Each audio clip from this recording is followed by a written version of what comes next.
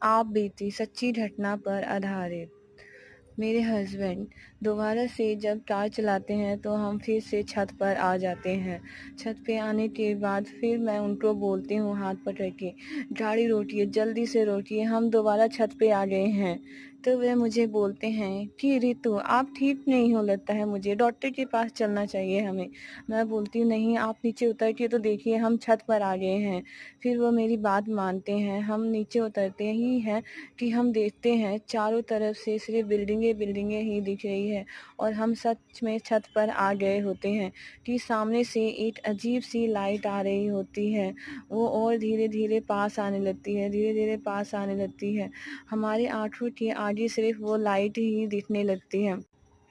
उस लाइट की वजह से हमारी आंखें बंद हो जाती है और हम जैसे ही अपनी आइज़ क्लोज करते हैं, आइज़ क्लोज करने के बाद अचानक से में हमारे सामने कोई आ जाता है और आवाज़ आने लगती है, धुन धुन धुन। मैं बहुत ज़्यादा डर जाती हूँ।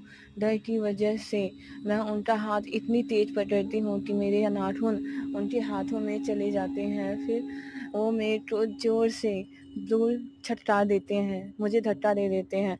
जैसे ही मैं धक्का खा के नीचे की ओर गिरती हूँ, मेरे हस्बैंड फिर मेरे से और दूर चले जाते हैं। मैं उन्हें बुलाती रहती हूँ, आप कहाँ जा रहे हैं, आप कहाँ जा रहे हैं।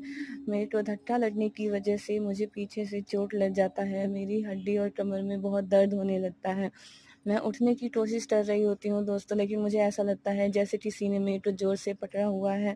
मैं ज़मीन से उठ नहीं पाती हूँ, बहुत ज़्यादा कोशिश करती हूँ, नहीं उठ पाती हूँ और अलग से ही फीलिंग आने लगती है कि कोई मेरा पैर खींच रहा है।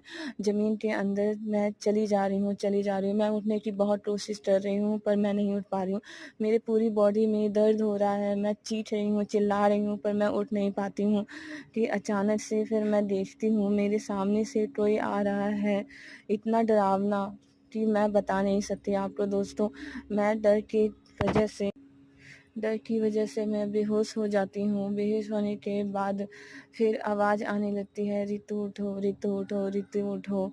फिर भी मैं नहीं उठती हूँ। फिर मेरे हस्बैंड मेरे को ज़ोर से थप्पड़ मारते हैं।